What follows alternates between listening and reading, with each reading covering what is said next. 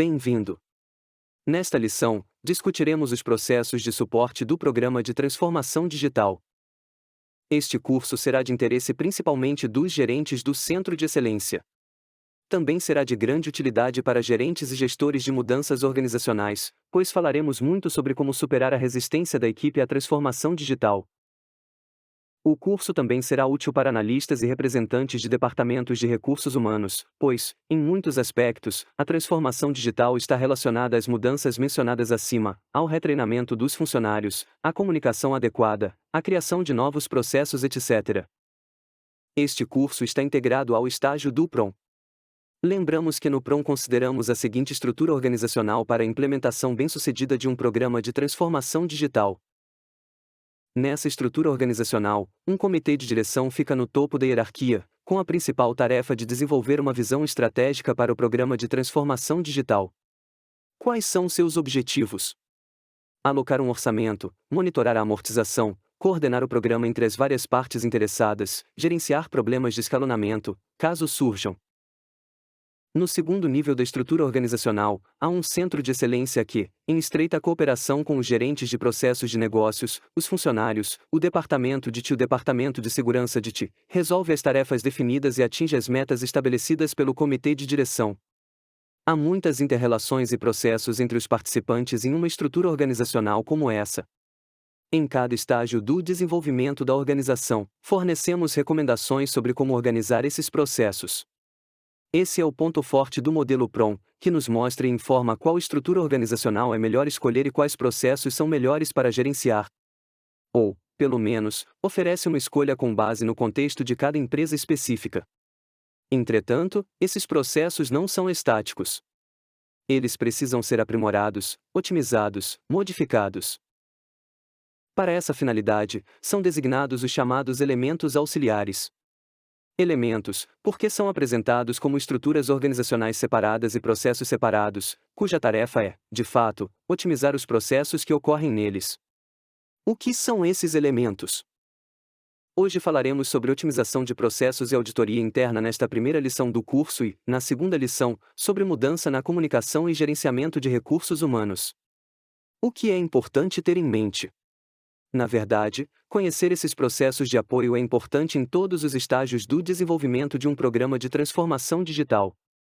Mas enquanto os processos na fase de extensão são quase todos essenciais, na fase de adaptação eles podem não ser todos essenciais, com exceção da comunicação, do gerenciamento de mudanças e da auditoria interna, pelo menos no que diz respeito à segurança de TI.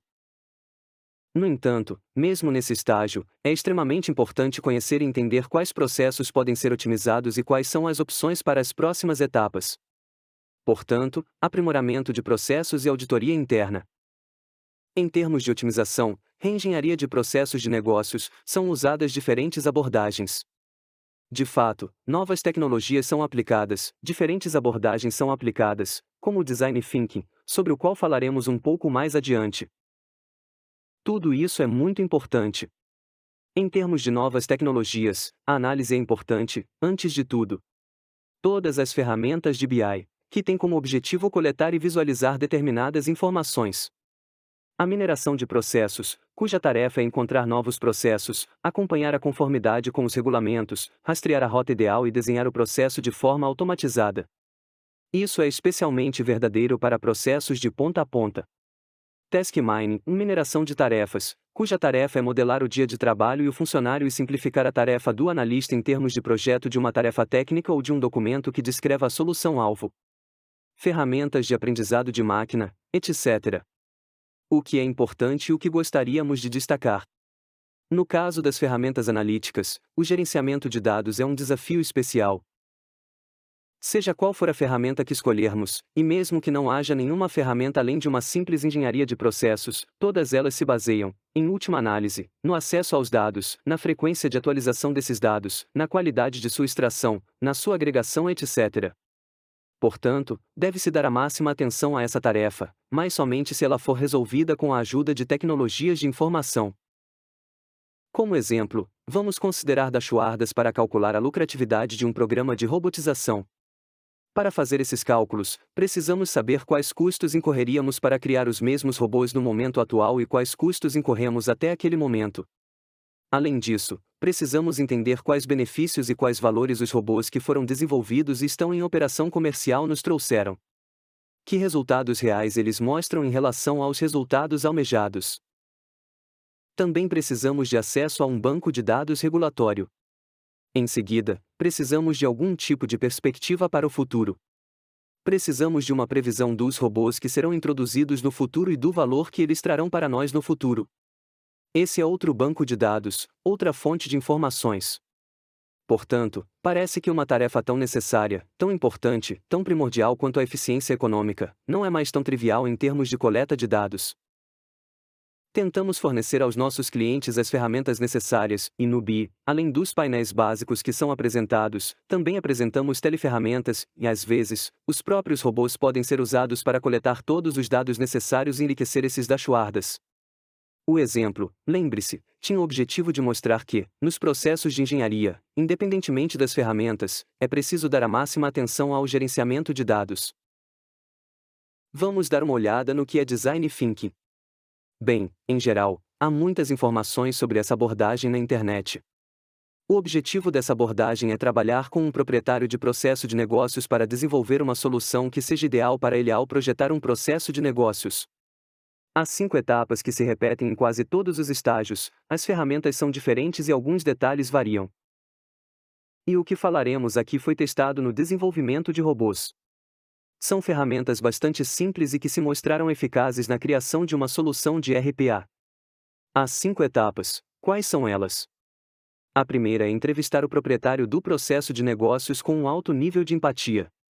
Bem, isso significa que, na medida em que for possível abordar a entrevista com uma pessoa ou vários representantes do cliente de um ponto de vista puramente formal, tente fazer isso.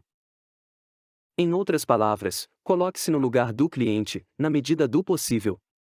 Entenda quais são suas metas, quais são seus problemas, quais são suas dores. Quanto mais você conseguir fazer isso, quanto mais honesto for, mais fácil será identificar as áreas problemáticas e mais fácil será a próxima etapa. Isso consiste em identificar a gama de problemas que preocupam os responsáveis pelo processo. A próxima etapa é a geração de ideias para resolver os problemas dos proprietários do processo de negócios. Nesse caso, é mais apropriado usar ferramentas de visualização simples, como mapas mentais ou o desenho de uma cadeia de valor. Isso pode ser feito em uma folha de papel ou em um quadro branco, se precisar de mais espaço. Em outras palavras, algo que possa ser visto e avaliado rapidamente em termos de ideias. Geralmente é uma ferramenta boa, clara e tangível para o gerente de processos de negócios. O próximo passo é a prototipagem. Se for um processo complexo, geral, grande e complexo de atendimento a uma pessoa real, física ou jurídica, sim, ou seja, um cliente externo, então é possível usar outras abordagens, por exemplo, o mesmo triângulo mágico. Seu significado é o seguinte: quando criamos um protótipo, tentamos constantemente responder a essas 4 perguntas. Ou seja, por quê? Sim, por que o cliente escolhe nosso produto ou serviço? Quem é nosso cliente? Qual é seu perfil? Como vendemos esse serviço ou produto e como ele é, em resumo. Ou seja, se estivermos criando um protótipo de algo novo, um grande processo global que não existe, um processo para atender a um cliente externo, poderemos usar estruturas semelhantes, por assim dizer, mais complexas do que as histórias de usuários, que são mais orientadas para o desenvolvimento no estilo ágil já conhecido. E há a 5ª etapa, que é testar as ideias com o proprietário do processo. Novamente, na transformação digital, recomendamos usar o pensamento criativo e colocar as ideias com protótipos em um quadro ou quadro branco para que o proprietário do processo de negócios, figurativamente falando, possa agradecer por ter apresentado essas ideias.